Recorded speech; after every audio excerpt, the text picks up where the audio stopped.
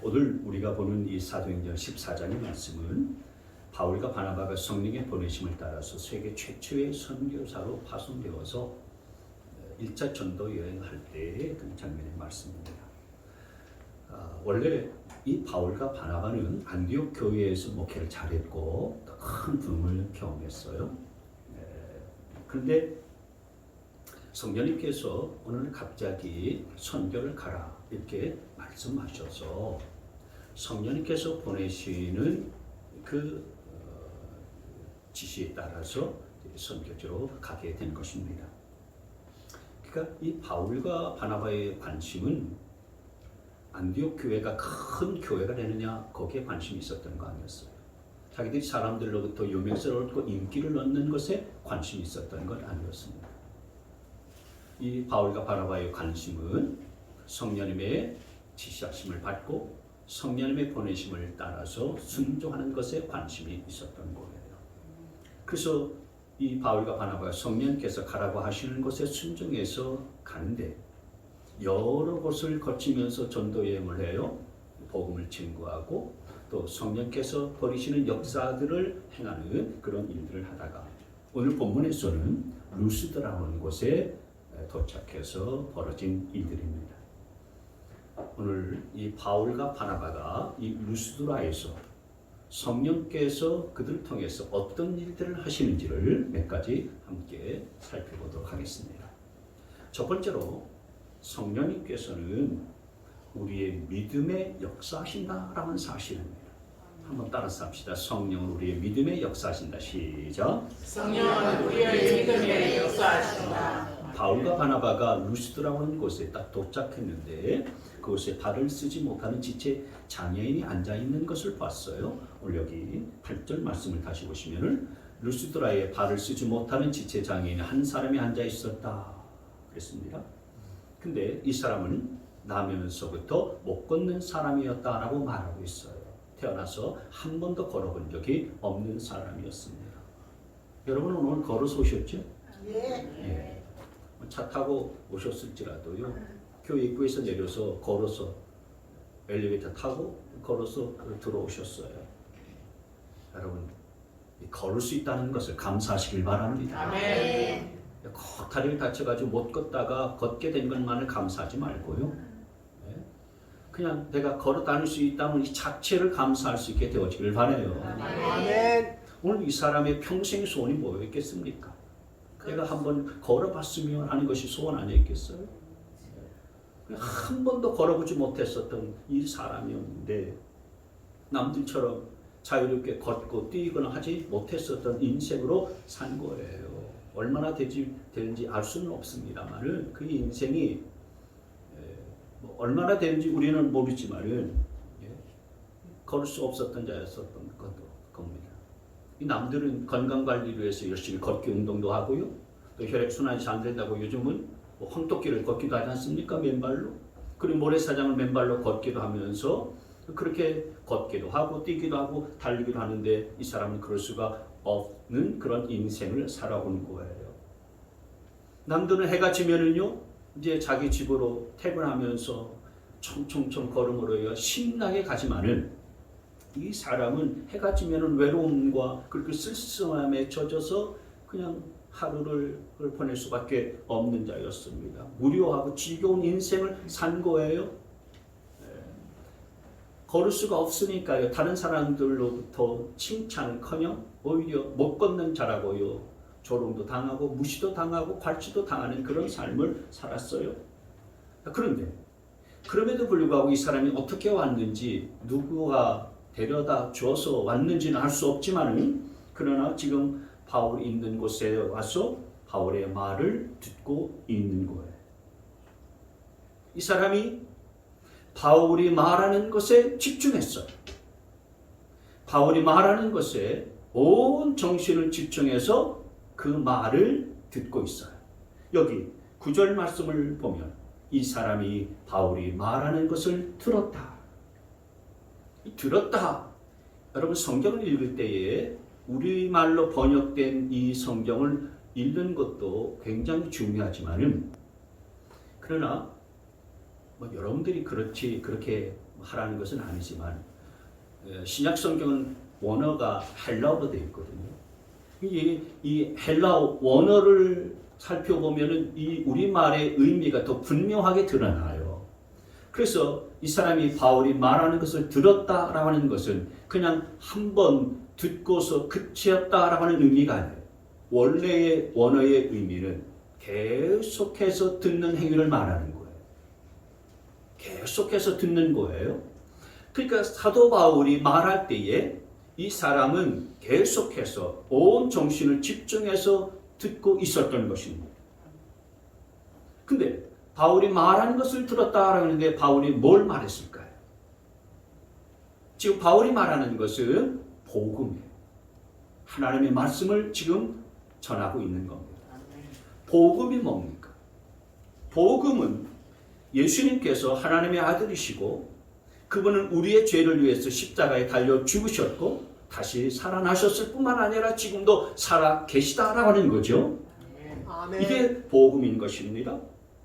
바울이 말하는 이 복음, 이 하나님의 말씀을 이 나면서부터 못 걷게 된 이 사람이 들었어요. 집중해서 들었습니다. 계속해서 듣고 또 듣고 들었어요. 그러면서 이 복음을 듣고 말씀을 들으면서 이 사람 안에 믿음이 생겼어요. 여러분, 믿음은 어떻게 생기는지 아십니까? 그렇습니다. 말씀을 들음으로 말미암아 믿음이 생겨나는 것입니다. 그래서 로마서 10장 17절 말씀 시작. 그러므로 믿음은 들음에서 생기고 들음은 그리스도를 전하는 말씀에서 비롯됩니다. 믿음은 내가 애쓰고 노력한다고 해서 생기는 거 아닙니다. 믿음 주세요 운다고 해서 생기는 거 아닙니다. 믿음은 하나님의 말씀으로부터 오는 것입니다. 아무리 내가 믿습니다라고 그렇게 외치고 별의별 노력을 다 기른다 할지라도 믿음은 생기지 않습니다. 믿음은 어떻게 생기느냐? 믿음은 말씀의 씨앗이 뿌려져야 생기게 되는 것입니다. 여러분, 여인이 아무리 예쁘고 훌륭하고 또 아무리 그렇게 똑똑한 여인이라고 할지라도 혼자서는 절대로 아이를 가질 수가 없죠. 남자의 생명의 씨앗이 여자의 몸속으로 들어가야 여인이 임신을 할 수 있고 또 아이를 가질 수가 있는 것입니다. 혼자 임신하거나 혼자 아이를 가질 수는 없잖아요. 그러니까 여러분 스스로 자기 생각으로 그리고 자기의 지식으로 자기 방법으로 믿음이 생기는 거 아니에요? 10년을 기다리고 20년을 기다린다고 해서 믿음이 저절로 내게 생기고 믿음이 들어오는 거 아니에요? 말씀이 내 심령 속에 말씀의 씨앗이 뿌려질 때에 믿음이 생기는 줄 믿으시기를 바랍니다. 그러니까 말씀이 없으면 절대로 믿음이 생기지 않아요. 따라서 믿음을 갖기 위해서는 내가 말씀을 들어야 되는 것입니다. 성경을 읽어야 되는 거예요. 아멘. 그래서 여러분, 믿음이 생기기 위해서, 믿음을 갖기 위해서 여러분 말씀을 들을 수 있게 되어지기를 바랍니다. 성경을 읽을 수 있게 되어지기를 바랍니다. 오늘날 우리가 다 성경을 가지고 있습니다. 이 당시에 루스드라에는 회당이 없었어요. 여러분, 옛날에는 회당이나 성전에 가야 하나님의 말씀을 들을 수가 있었는데 루스드라에는 회당이 없었기 때문에 지금 이 사람도 바울을 통해서 말씀을 듣고 복음을 듣는 거예요. 근데 오늘날 우리는 다 핸드폰에도 하나님의 말씀이 있잖아요. 그리고 인터넷을 통해서나 또는 TV나 라디오를 켜게 되었지만 하나님의 말씀을 얼마든지 들을 수가 있고 또 읽을 수가 있는 거예요. 여러분, 우리가 왜 예배에 빠짐없이 나와야 되는 것입니까? 하나님의 말씀을 들을 수 있기 때문인 것입니다. 아멘. 말씀을 듣고 읽을 때에 믿음이 생기는 것입니다. 아멘. 물론 말씀을 들어도 믿음이 생기지 않는 분들이 있어요. 말씀을 흘려들으면은 아무리 들어도 믿음은 안 생깁니다. 말씀을 흘려들으면은 스쳐 듣게 되어지면은 아무리 교회 나오고 예배 통해서 말씀을 들어도요 믿음은 생기지 않아요.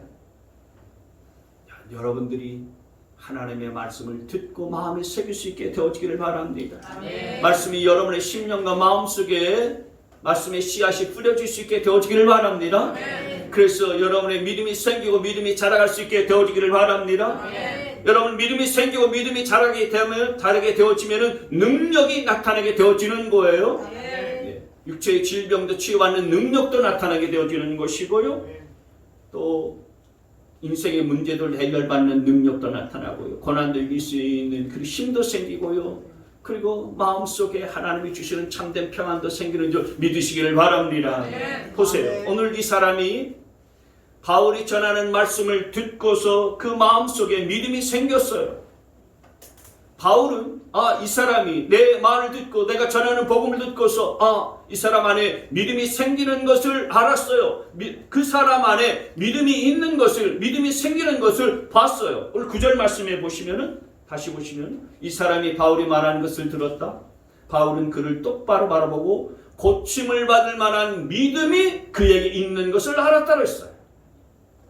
그러니까 이 사람을 보고서 저 사람이 자기를 향해서 집중해서 말씀을 듣는 것을 보고서는 고침받을 수 있는 믿음이 저 사람 안에 있구나. 사도 바울이 이것을 본 거예요. 그래서 그 사람 안에 고침받을 수 있는 믿음이 있는 것을 보고서 10절에 사도 바울이 이렇게 이야기를 해요. 같이 10절 시작. 큰 소리로 그의 발로 똑바로 일어서시오 하고 말하였다. 그러자 그는 벌떡 일어나서 걷기 시작하였다. 아니 태어나면서 또 못 걷던 사람인데 평소에 걸어본 적이 한 번도 없는 사람인데 그 사람을 향해서 지금 바울이 하는 말이 뭡니까? 그대의 발로 똑바로 일어서시오. 똑바로 일어서세요.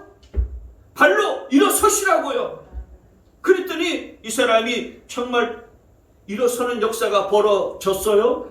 여러분 지금 이 사람이 만약에 바울이 이 사람 보고서 일어서시오라고 이렇게 얘기를 했는데 못 일어나면 어떻게 되겠습니까?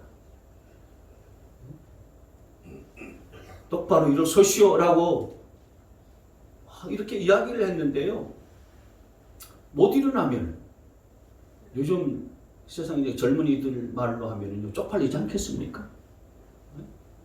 그냥 담대하게 외치고 선포하고 유창하게 설교를 딱 하고 난 다음에 일어서시오! 라고 했는데 안 일어서면 얼마나 쪽팔리겠습니까?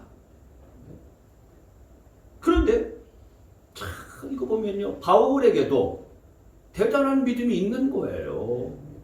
나면서부터 못 걷는 사람이었지만 그러나 이 사람 안에 고침받을 수 있을 것이라고 하는, 고침받을 수 있다라고 하는 그런 믿음이 있는 것을 보고서 사도 바울이 일어나 내가 걸으라 라고 말하면 분명히 이 사람이 일어나서 걸을 것이라고 하는 이런 확신이 있었기 때문에 사도 바울이 지금 이렇게 선포한 거예요. 그러니까 참 이 사람의 믿음도 대단하고요 사도 바울의 믿음도 대단한 것입니다. 근데 만약 여러분 이 사람이 사도 바울이 지금 이렇게 이야기를 했어요. 똑바로 일어서시오. 그대의 발로 이렇게 이야기했는데도 불구하고 아니 말도 되지 않는 이야기를 지금 하지 말라고요. 내가 어디 조금 아프냐고요. 내가 어디 다쳐가지고 지금 못 걷냐고요. 태어나면서도 못 걸었다고요. 이게 일어나라고 한다고 해서 일어서지냐고 말이죠. 그런 말씀 하지 마세요. 그 뚱딴지 같은 이야기 하지 마시라고요. 그렇게 이야기하지 않고 사도 바울이 하는 이 이야기를 믿음으로 받아들였어요. 이 사람이. 그러니까 이 사람의 믿음도 정말 대단한 거예요. 이 사람이 사도 바울의 말을 얼마나 들었을까요? 제가 생각하기에 오래 듣지는 않았을 거예요. 설교를 여러분 3-40분 듣지 않습니까? 복음을 들을 때에 사도 바울로부터 한 3-40분간 들었을지 몰라요. 아마 더 들었는지 적게 들었는지 알 수는 없지만 그러나 그가 복음을 듣고 하나님의 말씀을 들었을 때에 이 사람 속에 그 말씀과 그 복음이 불이 되고 능력이 되고 믿음이 됐었던 거예요. 그래서 그 사람의 심령 속에 죽어가는 사화산, 여러분 화산이 사화산이 있잖아요. 죽어서 아무런 그 활동을 하지 않는 사화산이 있잖아요. 근데 그 사화산이 어느 날 어느 순간에 갑자기 활활 타오르고 거기에서 용암이 솟구쳐 오르고 불이 활활 타오르는 활화산이 되는 것처럼 하나님의 말씀을 듣고서 이 사람 안에 죽어있는 사화산이 다시 활활 타오르는 그런 활화산이 돼가지고 그 심령 속에 뭔가가 솟구쳐 올라왔었던 거예요. 성령께서 그 사람의 심령 속에 역사했었던 거죠. 신비한 힘이 솟구쳐 오르니까 그 사람이 사도 바울이 일어서시오라고 말할 때에 벌떡 일어나게 되어지는 역사가 벌어지게 된 줄 믿습니다. 여러분, 하나님의 말씀에는 능력이 있음을 기억하시길 바랍니다. 그래서 히브리서 4장 12절 말씀이 이런 말씀이었어요. 하나님의 말씀은 살아있고 힘이 있어서 어떤 양날 칼보다도 더 날카롭습니다. 그래서 사람 속을 꿰뚫어 혼과 영을 갈라내고 관절과 골수를 갈라놓기까지 하며 마음에 품은 생각과 의도를 밝혀냅니다 라고 말씀하고 있어요. 여러분, 하나님의 말씀은 살아있다고 했어요. 하나님의 말씀은 죽어있는 문서가 아닙니다. 하나님의 말씀은 지식이 아니에요. 하나님의 말씀은 정보가 아닌 것입니다. 하나님의 말씀은 하나님의 능력 그 자체예요. 이 말씀 안에는요 생명이 있어요. 따라서 하나님의 말씀을 듣게 되어지면요 생명이 내 속으로 들어오게 되어지는 것입니다. 그래서 그 생명이 내 어둠을 밝히는 거예요. 어둠 속에 있었던 내 삶을 밝혀줘서 광명 가운데로 나오게 해서 하나님의 자녀가 되게 만들어 주시는 것입니다. 그 말씀이 내 안에 들어오면 생명이기 때문에 내 안에 있는 슬픔을 없애주는 거예요. 우울이 떠나가게 만드는 것입니다. 절망과 낙심이 다 사라지게 만들어 주시는 거예요. 염려와 근심들을 다 떠나가게 만들어 주시는 것이 생명의 말씀인 줄 믿으시길 바랍니다. 말씀은 살아있고 힘이 있어요. 활력이 있다. 생동감이 있고 에너지가 있다는 거예요. 말씀은 움직여요. 말씀은 변화시키는 힘이 있는 거예요. 사람의 혼과 영을 갈라내고 관절과 골수를 갈라놓기까지 한다고 했어요. 하나님의 말씀은 우리의 영을 변화시킵니다. 우리의 마음, 우리의 혼을 변화시켜요. 골수와 관절은 육체를 말하는 거잖아요. 우리의 육체까지도 치유하는 능력이 이 말씀 안에 있다는 사실을 믿으시길 바랍니다.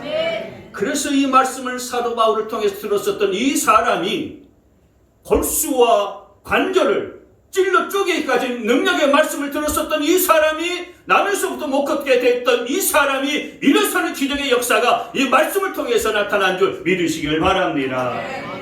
따라서 여러분, 하나님의 말씀을 들을 때 그냥 스쳐 들으면 안 된다는 거예요. 말씀을 읽을 때 한쪽 귀로 듣고 한쪽 귀로 흘려버리면 아무런 위력과 능력이 나타나지 않는 거예요. 여러분, 말씀을 듣고 그 말씀에 믿음으로 반응할 수 있게 되어지기를 바랍니다. 그래서 우리가 말씀을 듣고 믿음을 갖게 되어지고 믿음이 생기게 되어지면 성령님은 우리의 믿음이 겨자씨만한 작은 믿음이라 할지라도 그 믿음을 통해서 산을 옮길 만한 능력을 행사하게 하시는 것입니다. 겨자씨, 씨 중에서 제일 작은 씨 아닙니까? 내 믿음이 하나님의 말씀을 듣고서 내 믿음이 겨자씨같이 보잘것없는 믿음, 정말 하잘것없는 그런 믿음, 그리고 작디 작은 그런 믿음이라고 할지라도 하나님은 그런 믿음이 있는 사람을 통해서 역사를 벌이신다는 사실들을 기억하시길 바랍니다. 여러분, 하나님은 믿음의 사람을 통해서 불가능을 가능하게 하세요. 믿음은요, 없는 것을 있게 합니다. 믿음은요, 안 되는 것도 가능하게 하는 거예요. 저는 여러분들에게도요, 이런 믿음이 살아 움직일 수 있게 되어지기를 축복합니다. 그 믿음이 살아 움직이고 또 역사하여서 여러분들이 손을 얹고 기도하면 또 예수 그리스도의 이름으로 선포하고 또 외치기만 하면은 병든 자들이 고침받고 낫는 역사도 나타날 수 있게 되어지기를 바랍니다.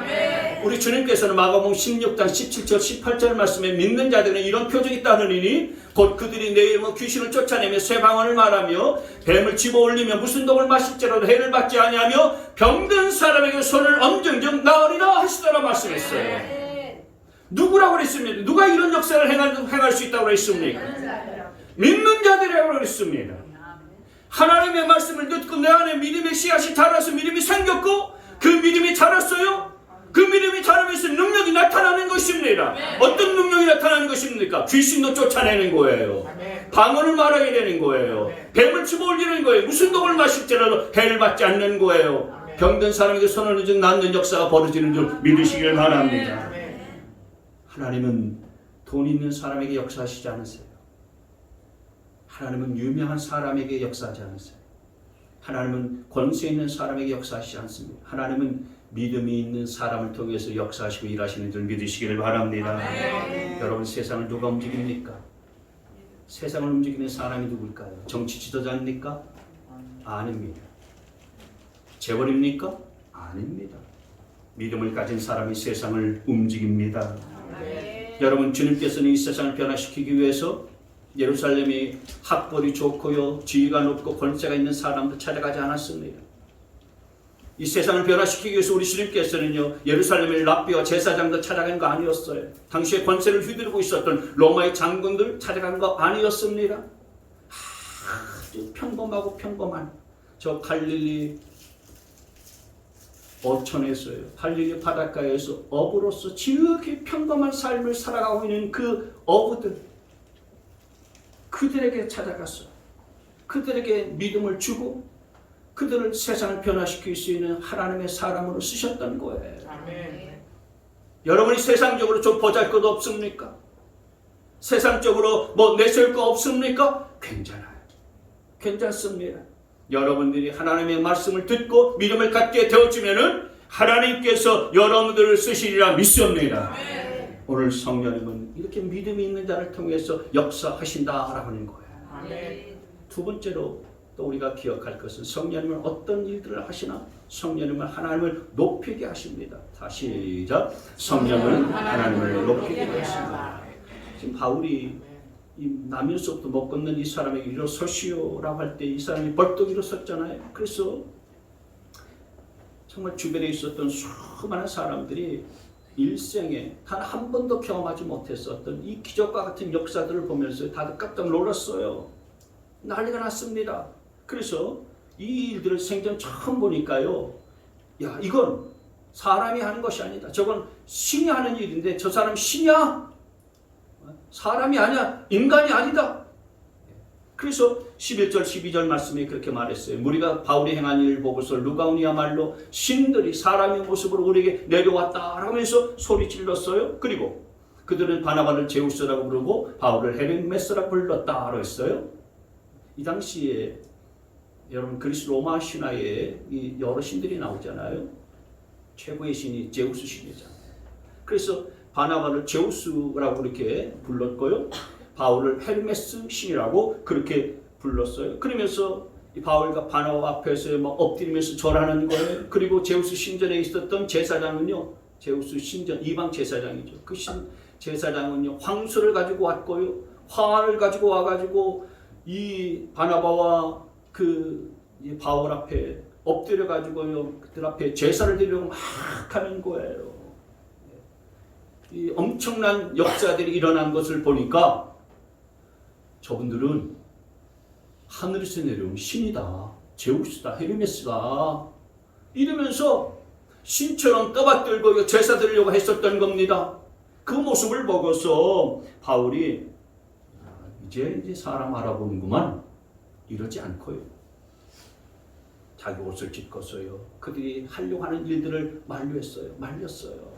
여기 14절 말씀, 이 말을 듣고서 바울과 바울 두 사도는 자기들의 옷을 찢고서 궁중 가운데로 뛰어 들어가서 외치면서 15절 말씀 이렇게 말했다. 여러분 어찌하여 이런 일들을 하십니까? 우리도 여러분과 똑같은 성경을 가진 사람입니다.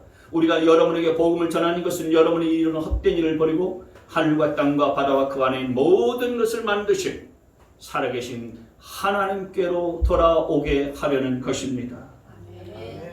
옷을 찢고서 사람들에게 이야기를 한 거예요.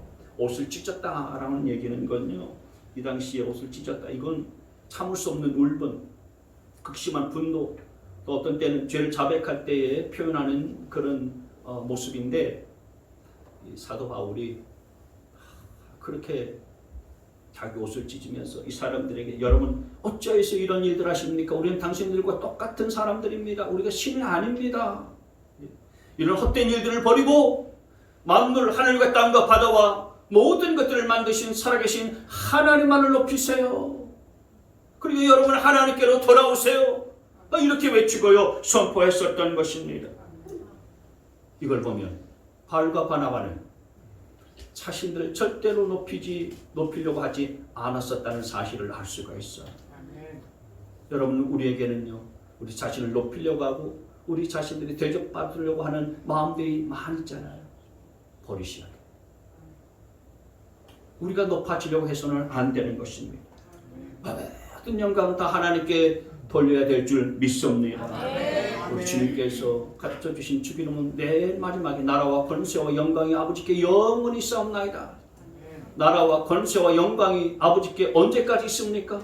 영원까지 있어야 되니까요. 우리는 늘 언제나 항상 끝까지 하나님만을 높여드리고 하나님께만 영광 돌려야 될 줄 믿으시길 바랍니다.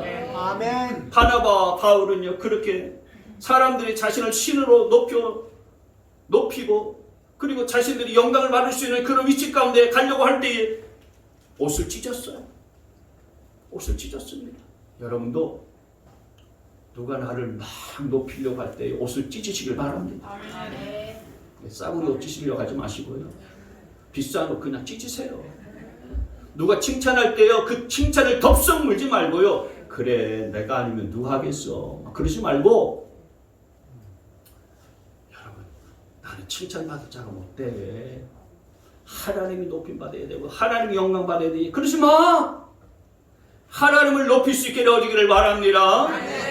여러분 사람이 높임을 받게 되어지고요. 사람이 높아지려고 하면요 생선 비린내 같은 냄새가 납니다. 그러나 하나님을 높이고 하나님께 영광 돌릴 때는요 거기에는 반드시 성령님이 역사하여 주시는 놀라운 일들이 벌어지게 되는 줄 믿습니다.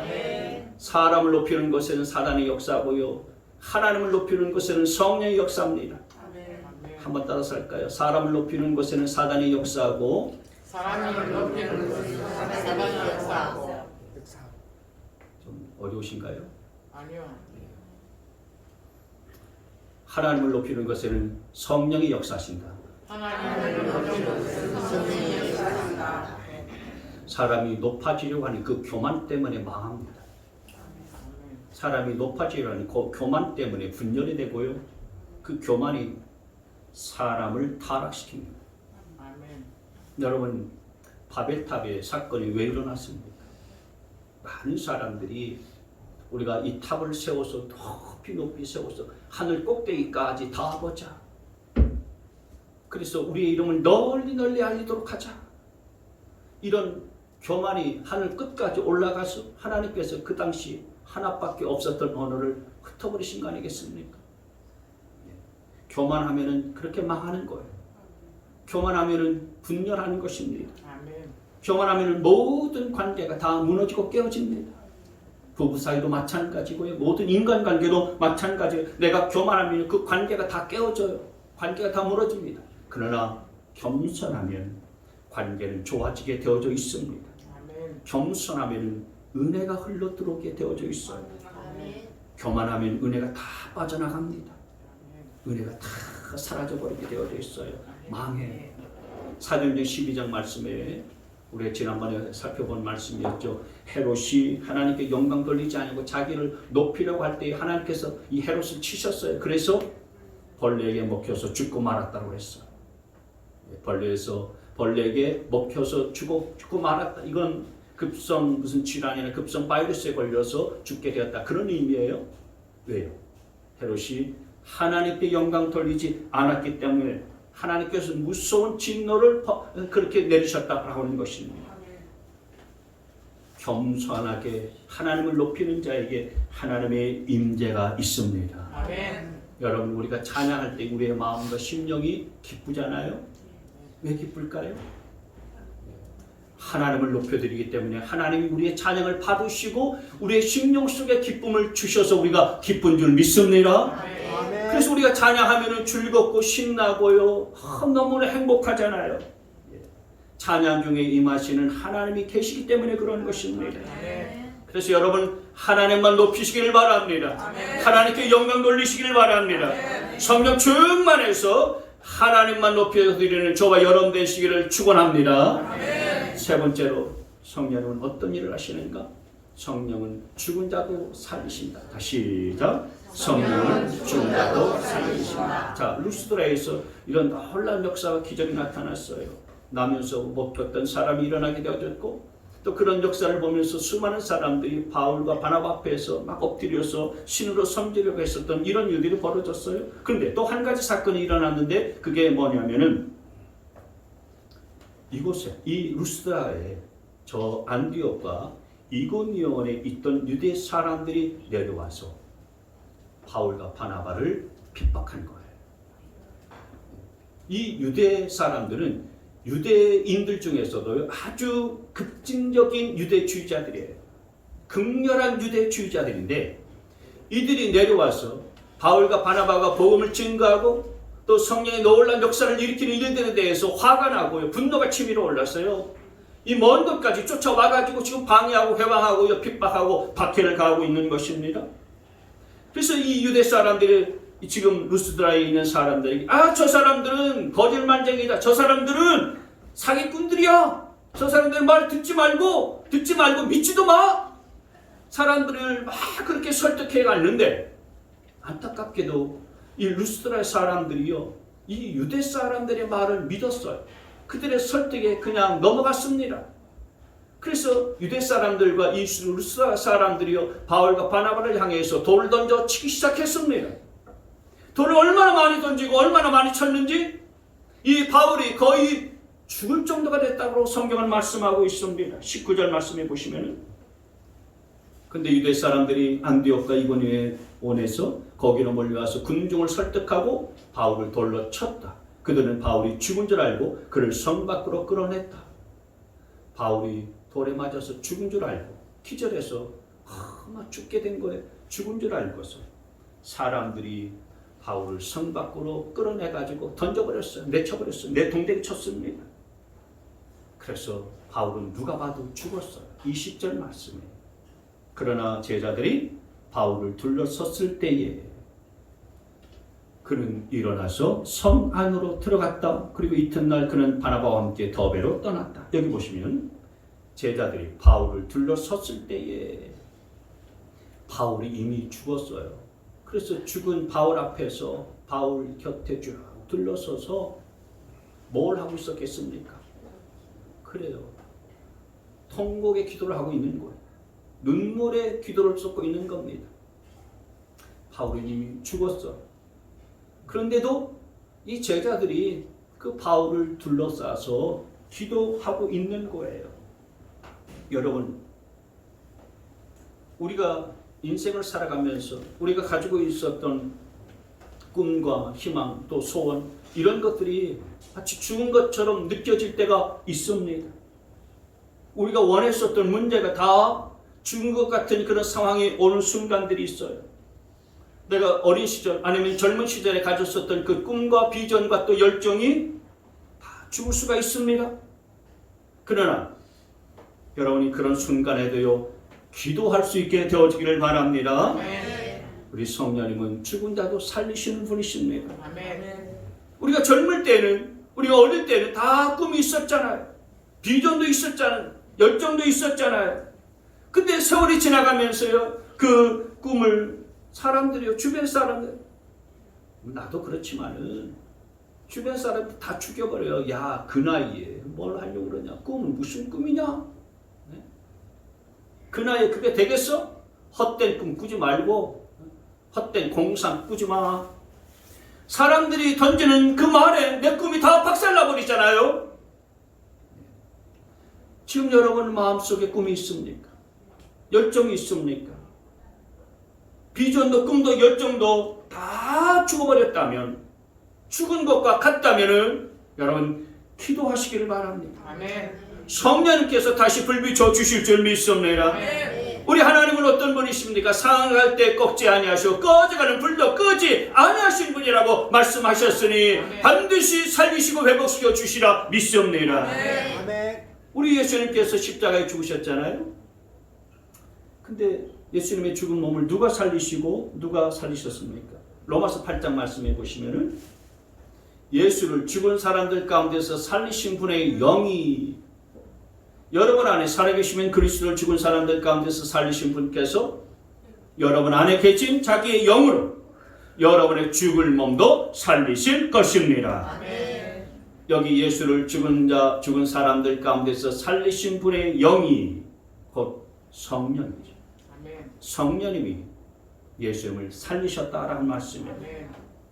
여기 살리셨다라고 하는 이 표현을 보면은 20절 말씀에 20절 말씀에 보면은 제자들이 지금 바울이 죽었다고 생각하고서 쭉 둘러섰는데 이들이 그냥 둘러서 있는 거 아니죠. 눈물의 기도를 했었던 거예요. 통곡의 기도를 했었던 것입니다. 그렇게 기도할 때에 사도 바울이 일어섰다라고 했어요. 일어나서라고 하는 말은 좀 전에 봤었던 살아났다. 성령께서 살리셨다. 그 살리셨다는 원의 의미하고 똑같은 의미예요. 그러니까 제자들이 기도할 때에 죽었었다.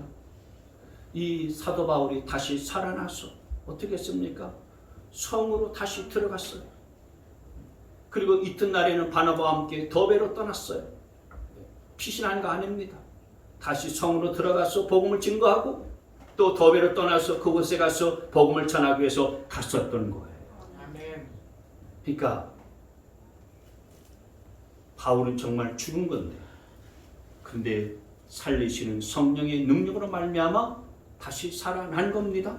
아멘. 여러분 성령님은 나면서부터 못 걷는 사람을 일으킬 뿐만 아니라 죽은 자도 살리시는 영이신 것을 믿으시길 바랍니다. 아멘. 여러분 어려운 일이 있다고 해서 포기하지 마시길 바랍니다. 아멘. 우리 인생 속에 자꾸 큰 문제들이요 늘 나타나기 마련입니다. 그럴 때마다 낙심하거나 포기하지 않게 되어지기를 바랍니다. 오히려 그럴 때에 기도할 수 있게 되어지기를 바랍니다. 아멘. 여러분의 걱정 목록, 염려 목록, 기도 목록 쭉 있잖아요. 이것도 걱정이 되고 저것도 걱정이 되고 이것도 염려고 저것도 염려고요. 걱정, 근심 목록을 기도 목록으로 바꿀 수 있게 되어지기를 바랍니다. 아멘. 그래서 기도하세요. 아멘. 여러분 우리는 주님이 주신 명령과 사명을 향해서 갈 자들입니다. 저와 여러분이 그 사명을 다 이룰 때까지는요 죽지 않아요. 아멘. 죽지 않습니다. 우리가 그 사명을 온전히 이룰 때까지 하나님 우리를 부르시지 않으세요. 오늘 저와 여러분이 이렇게 살아있는 이유는 아직 우리에게 하나님께서 이루시기를 원하시는 저와 여러분을 통해서 행하기를 원하시는 사명이 남아 있기 때문인 줄 믿으시기를 바랍니다. 아멘. 바울도요 죽었잖아요. 사실 거의 죽은 거나 똑같잖아요. 그런데도 다시 살아나서 성 안으로 들어가고 더베로 갔었던 것은 그에게 복음 증거의 사명이 남아 있기 때문에 살아난 겁니다. 성령께서 살리신 거예요. 그러니 여러분 오래 살기 위해서 이것도 하고 저것도 하고 물론 필요하겠지만은 그렇게 애쓰지 마시고요. 사명을 갖고서 사실 수 있게 되어지기를 바랍니다. 내 사명이 무엇인지를 발견하고서 그 사명으로 해서 살아갈 수 있게 되어진다면요. 여러분 그 사명이 이루어질 때까지는 결코 죽지 않을 거예요. 엘리야가 850명의 이방 선지자들과 갈멜산상에서 영적으로 싸워 승리하지 않았습니까? 근데 그 승리 다음에 이스라엘 왕비가 군사들을 대동하고서 자기를 죽이기 위해서 쫓아온다는 소리를 듣고서요 로뎀나무 아래 가서 하나님 차라리 저를 죽여주세요 그러면서 죽기를 자청했습니다. 그때에 하나님께서 천사를 보내서 그에게 뭐라고 말씀하셨습니까? 열왕기상 19장 말씀해 보시면 주님의 천사가 두 번째 와서 그를 깨우며 말하였다. 일어나서 먹으라 말씀하시고 아직 갈 길이 많이 남았다. 갈 길이 아직도 많이 남았다. 무슨 얘기입니까? 네가 해야 할 사명이 있다. 여기서 네 사명이 끝이 아니다. 그렇기에 죽으려고 했었던 이 엘리야를 다시 일으켜 주셨어요. 그걸 다시 회복시켜 주셔서 삶의 길들을 향하여서 달려가게 만드신 것입니다. 아멘. 여러분 넘어지셨습니까? 다시 일어나시길 바랍니다. 아멘. 저와 여러분을 살리시고 도우시는 성령님이 계세요. 아멘. 다윗이 시편 37편 23절 24절에서 이렇게 말했습니다. 같이 있습니다. 우리가 걷는 길이 주님께서 기뻐하시는 길이면 우리의 발걸음을 주님께서 지켜주시고 어쩌다 비틀거려도 주님께서 우리의 손을 잡아주시니 넘어지지 않는다. 할렐루야. 우리를 주님께서 우리의 손을 잡아주시니 우리가 어쩌다가 비틀거릴 수 있잖아요. 흔들릴 수가 있습니다. 그런데도 불구하고 넘어지지 않게 되는 거예요. 성령님께서 이렇게 저와 여러분들 붙드시고 계시니 여러분 소망을 가질 수 있게 되어지기를 바랍니다. 로마서 5장 말씀 시작. 소망을 주시는 하나님께서 믿음에서 오는 모든 기쁨과 평안을 여러분에게 충만하게 주셔서 성령의 능력으로 소망이 여러분에게 차고 넘치기를 바랍니다. 아멘. 여러분, 최고의 기적이 뭔지 아십니까? 최고의 기적은 아주 작고도 작은 나, 정말 보잘것없는 나, 초라하고도 너무 초라한 나, 실패하고 실수하고 넘어지고 자빠진 나, 그래서 볼품 하나도 없는 내 인생 안에 성령님이 들어와 계신 거예요. 성령님이 내 안에 들어와 계신 것입니다. 그분이 내 안에 들어와 계신다는 자체가 최고의 기적인 것입니다. 그분이 내 안에 들어와 계신다는 사실을 믿고서 희망을 갖는 우리 모두가 되시길 주의 이름으로 축복합니다.